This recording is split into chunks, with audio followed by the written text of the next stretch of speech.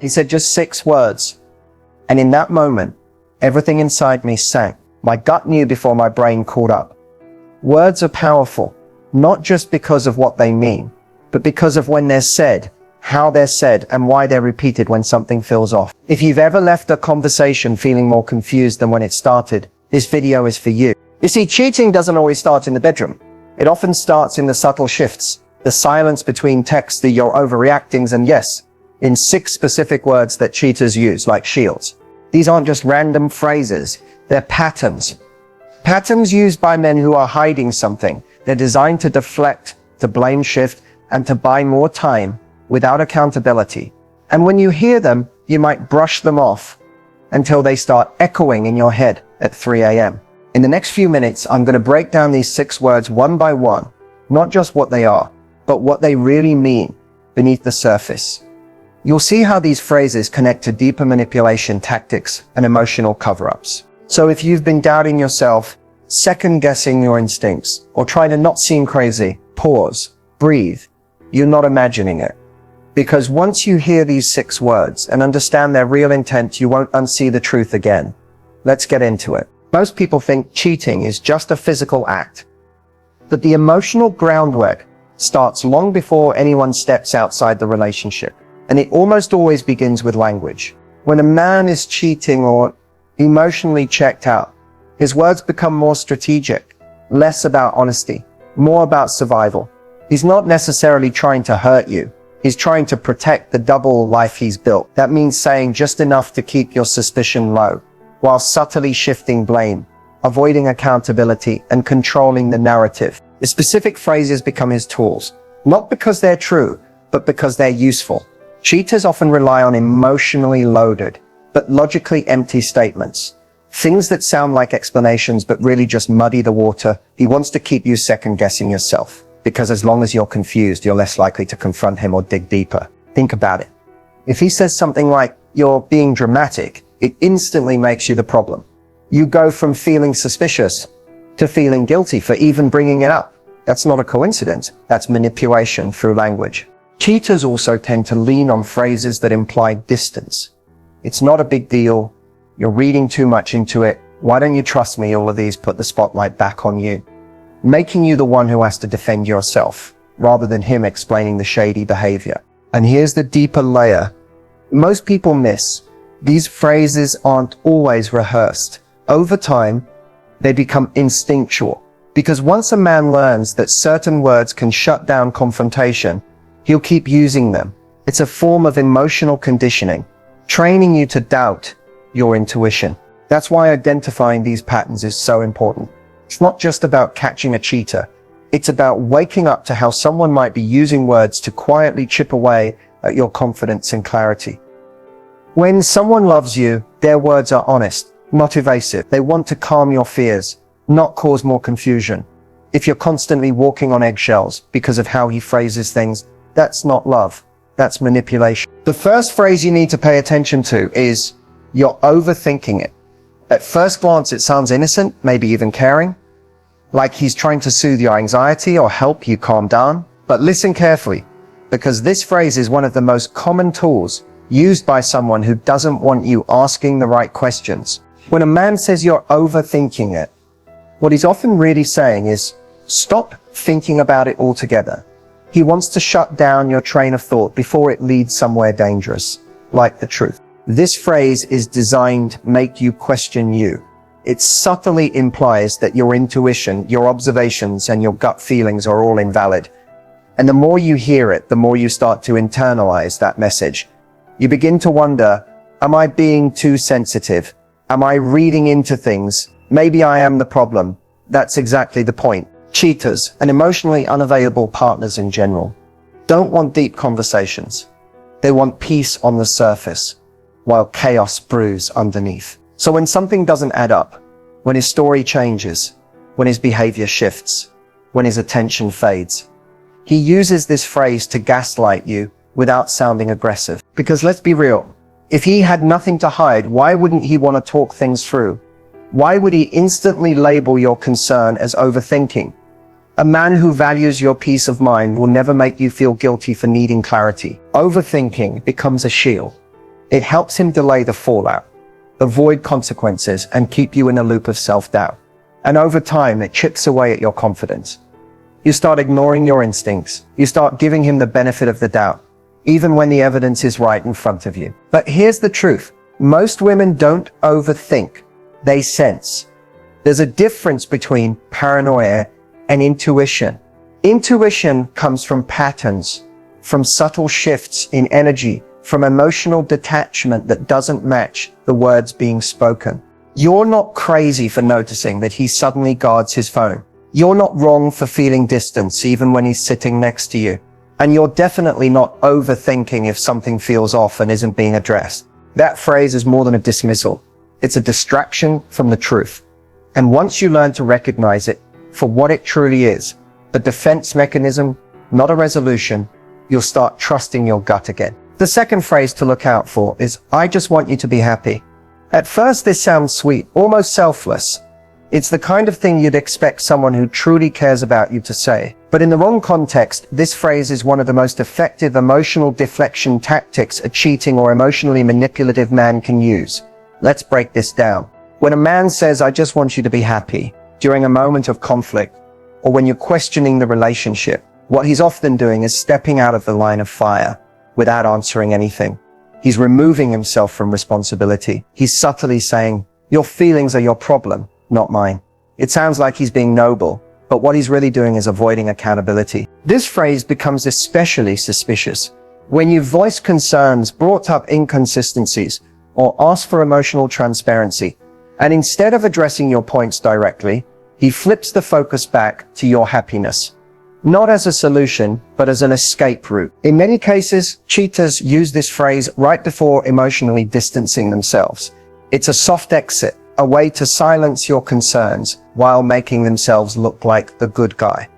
They want to paint the picture that they're doing the mature thing, that they're letting go out of love. But in reality, they're just dodging a difficult conversation they don't want to have. It's also emotionally manipulative because it puts the pressure on you to make the next move. If you continue pressing for answers, you risk looking like the one who's never satisfied. And if you back off, well, now he doesn't have to explain anything.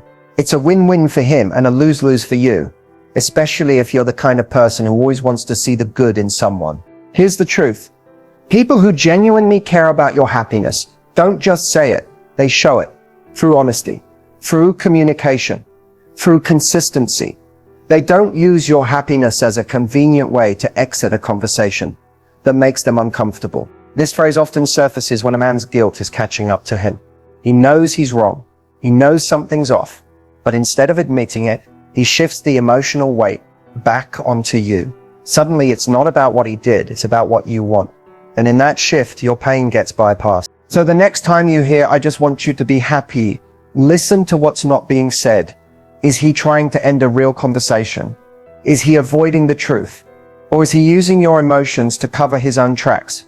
Because real love doesn't hide behind pretty words. Next up, phrase 3, the one that turns your reality upside down. And if you've ever felt like you're going crazy in a relationship, this one will explain exactly why. The third phrase you need to watch out for is this one, that never happened. It might be the most dangerous phrase of them all, because this is where cheating stops being just about actions and starts becoming psychological warfare. This is gaslighting, plain and simple. When a man says that never happened, he's not just denying the facts, he's denying your reality.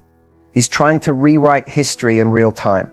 And if he says it with confidence, with a straight face, and enough repetition, you might even start to believe him. Gaslighting is a manipulation tactic used to make you question your memory, your perception, and eventually your sanity. It's not just lying, it's erasing. He's erasing moments that made you feel hurt, confused, or suspicious. He's minimizing the things he said, the actions he took, and the energy you felt when something was clearly wrong. Think about how disorienting that is. You confront him about a flirty message you saw, a conversation you clearly remember, or a comment he made that crossed a line, and he responds, that never happened. No explanation, no discussion, just total denial. And suddenly you're the one backpedaling, wondering if maybe you misunderstood. Maybe you are too emotional. Maybe it didn't happen the way you remember. But deep down, you know it did. This phrase is powerful because it places the blame back on you, while allowing him to escape without consequences. It keeps him clean while making you feel messy. And over time, it breaks you down. Women in gaslighting relationships often report feeling like they're going crazy. They lose trust in their own judgment. They begin to second guess everything, not just about him, but about themselves. That's the long-term effect of being told again and again that your truth isn't real. Here's the thing, someone who truly loves you won't try to erase your feelings or memories just to avoid taking responsibility. A healthy man will say, I don't remember it that way, but let's talk about it, not shut it down with, that never happened. So if you find yourself constantly defending things you know to be true, if you're keeping mental notes or saving screenshots just to feel like you're not crazy, that's not a relationship. That's psychological manipulation.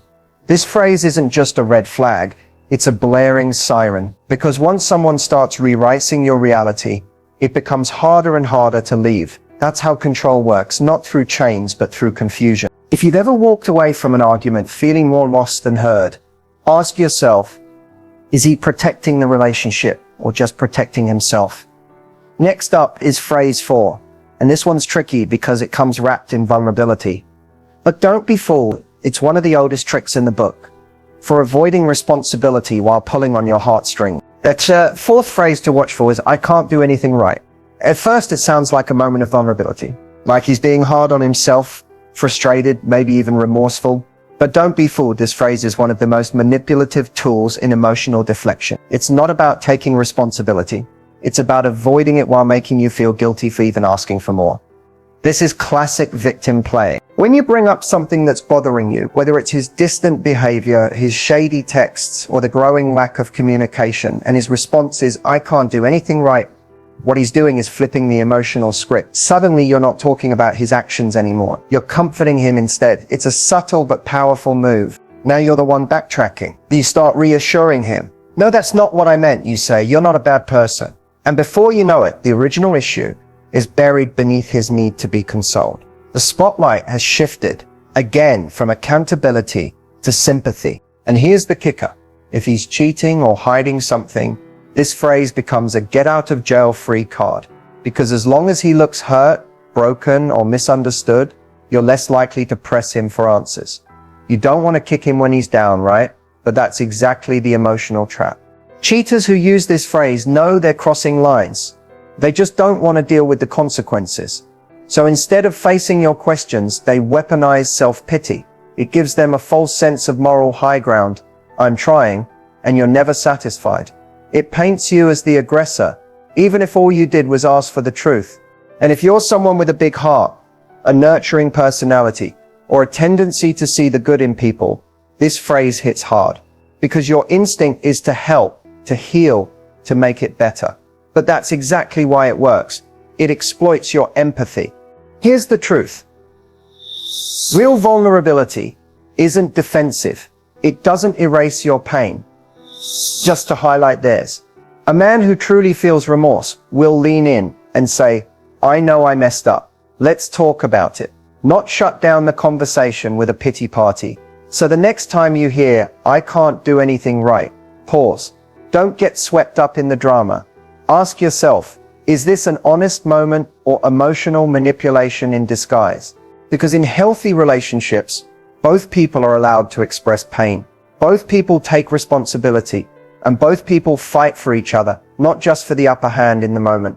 Up next, phrase #5, the one that seems casual, even dismissive, but underneath, it's pure avoidance and a major red flag when trust is already fragile. The fifth phrase to pay attention to is, can we not do this right now? It sounds simple, maybe even reasonable, especially if it's said during a tense moment. But when this phrase keeps showing up, every time you try to have a serious conversation, it's no longer about timing. It's about dodging accountability. Let's be clear, there's a difference between needing space to calm down and using space as a shield. When a man consistently says, can we not do this right now? What he's often saying underneath is, I don't want to answer for what I did. It's a stall tactic, a way to shut down the conversation without ever actually addressing it. And if you're with someone who's hiding something like emotional infidelity, texting someone behind your back, or worse, this phrase becomes a favorite weapon. It buys him time, it gives him control, and it puts the burden back on you to either escalate things and risk being labeled dramatic or back off and wait. And the longer you wait, the more emotional ground he gains. You start to question your timing, your tone, your right to even bring it up. You wonder if you should have waited for a better moment. But guess what? With a man who doesn't want to be held accountable, there is no right moment. He'll always be too tired, too busy, too stressed, or just not in the mood. And slowly, the relationship becomes a one-way street where your concerns go unheard and unresolved. This phrase also creates emotional exhaustion. You keep circling the same issues, never landing on closure. And that's not by accident, it's by design. Because unresolved issues keep you emotionally off balance while keeping him in control of the narrative. A man who values the relationship, even when things are messy, won't avoid the hard conversations. He might say, "I need a moment to think," or "Let's talk about this in an hour." That's fair. That's healthy. But if "Can we not do this right now?" is his go-to every time you get close to the truth, he's not buying time to reflect. He's buying time to escape. It's especially telling when this phrase pops up right after you catch him in a lie or confront him with evidence. He doesn't deny it. He doesn't clarify. He just wants the conversation to stop immediately. Because silence keeps secrets safe. But here's what you deserve. Someone who doesn't avoid the fire, but meets you in it. Someone who understands that growth comes from confrontation, not silence. Someone who says, "Okay, let's talk," even when it's uncomfortable. So the next time you hear, "Can we not do this right now?" ask yourself, is he trying to preserve the relationship or just protect himself? Coming up next, phrase #6. It's the one that sounds like love, but might be the biggest lie of them all. The sixth phrase to look out for is "maybe we're just not meant to be." On the surface, it sounds like heartbreak, like someone who's finally being honest, letting go, or facing reality. But when this phrase shows up in the middle of tension, especially after you bring up concerns, suspicions, or ask for honesty, it's often not about resolution. It's about passive-aggressively checking out without taking real responsibility. This phrase is a masterclass in emotional manipulation. Why? Because it cloaks avoidance in a veil of truth.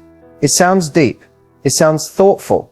But really, it's a way of shutting down the conversation without actually answering the problem.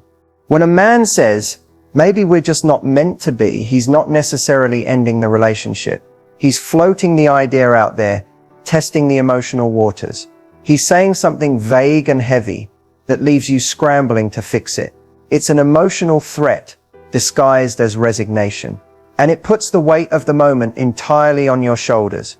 Now, instead of addressing the behavior, like why he's being distant, texting someone else, or avoiding your questions, you're now focused on saving the relationship. You start pleading, reassuring him, offering compromises. And that's exactly what he wanted, for you to shift the energy from holding him accountable to trying to hold on to him. It's also a convenient way to avoid explaining anything. Think about it. When someone cheats, emotionally disconnects, or breaks trust, they should be the one offering clarity, remorse, and a desire to fix things. But instead, this phrase flips the script. It makes it sound like the relationship is failing due to some tragic fate, not because of their choices. It's passive-aggressive because it offers no real closure. He's not saying, "I want to end this." He's not saying, "Let's fix this." He's saying something in the middle, vague enough to avoid commitment, but heavy enough to leave you in emotional limbo. And that space, that's where control lives. When you're emotionally invested, this kind of statement can crush you. It makes you feel like the connection is slipping away, and it's somehow your fault. You'll ask yourself, what am I doing wrong? How can I prove we are meant to be? But it was never about meant to be. It was about not wanting to face the truth. The man who truly loves you doesn't drop bombs like that in the middle of conflict. He fights for clarity, not confusion.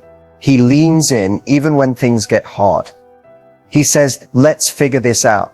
Not, Maybe this was never right. So the next time you hear, maybe we're just not meant to be, stop and ask yourself, is he trying to be honest or just trying to walk away without being the bad guy? Because love isn't passive, and real men don't disappear behind vague exits. They show up even when it's hard. Up next, we tie it all together. Let's talk about how to respond when you hear any of these phrases and reclaim your power. So what should you do if you hear any or several of these phrases? First, pause and breathe, because the most important thing to remember is this: you are not crazy and you are not overreacting. These phrases didn't make you feel uncomfortable by accident. Your intuition picked up on something, and in relationships, intuition is your most powerful guide. When someone consistently uses phrases that dodge, deflect, or distort the truth, what they're really doing is trying to control the emotional narrative. They want to make you question the issue and eventually question yourself. That's how manipulation works. It doesn't attack you directly. It confuses you. It exhausts you. It gets you to silence yourself over time. So the first thing you must do is trust what you felt, not just what was said, but how it made you feel in your body. The tension, the unease, that moment when your gut whispered, something isn't right. Honor that feeling. Second, stop chasing clarity from someone who benefits from your confusion. If he's using these phrases repeatedly, chances are he knows exactly what he's doing. And the more you try to reason, explain, or convince, the more power you give away. Cheaters and manipulators thrive when you doubt yourself and fight for their approval. Instead, create emotional distance. Not silence out of punishment, but space for clarity. When you stop reacting to manipulation, you start regaining control. You begin to see patterns. You stop fighting for a version of the relationship that doesn't exist. Third, start asking better questions. Not to him, but to yourself. Questions like, am I constantly apologizing for asking for the truth? Do I leave conversations feeling more confused than heard? Is my peace being sacrificed for the illusion of love? And most importantly, do I feel safe being emotionally honest in this relationship? Because if you don't, if honesty, vulnerability, or concern always turns into a debate, a guilt trip, or a disappearing act, then you're not in a relationship. You're in survival mode. And that is not love. Lastly, know that walking away doesn't mean you lost. It means you refuse to lose yourself. You can love someone and still leave. You can want answers and still realize you deserve better, even if they never give them to you. Your worth is not measured by how much chaos you can survive. It's measured by how deeply you trust yourself when something feels wrong, and how bravely you walk away when it stays wrong. If you've heard any of these 6 phrases and you felt dismissed, gaslit, or manipulated, it's not in your head. It's in your heart. And your heart deserves honesty, not confusion. So protect your peace, speak your truth, and never settle for someone who hides behind words instead of standing beside you with them. Because you deserve more than just clever phrases. You deserve real love. As we wrap up, let's focus on one key takeaway. You are worthy of respect, clarity, and honesty in every relationship you're in. The phrases we've discussed today, the ones that gaslight, deflect, manipulate, and emotionally exhaust you, are not just warning signs. They are signals that something deeper needs to change. And that change begins with you. Reclaiming your power starts by recognizing your worth and trusting yourself again. It's about knowing that no matter how much you love someone, no matter how long you've been together, you deserve to feel safe, heard, and valued. Your feelings, your experiences, and your voice matter. It's easy to get swept up in the storm of someone else's words, especially when you want to believe the best in them. But real love isn't about walking on eggshells, second-guessing your intuition, or constantly chasing validation. It's about mutual respect, open communication, and the freedom to express your needs without fear of manipulation. If any of these phrases have made you question your reality, your worth, or your sanity, take a step back. Trust that the truth always comes to light, even if it doesn't happen on your timeline. And remember, the best way to reclaim your power is to stop letting anyone else define your truth. You deserve a relationship where you feel safe and supported. So if you're hearing these phrases, take action. Take a step towards reclaiming your inner peace. And most importantly, trust yourself to make the choices that align with the love and respect you deserve. You've got this.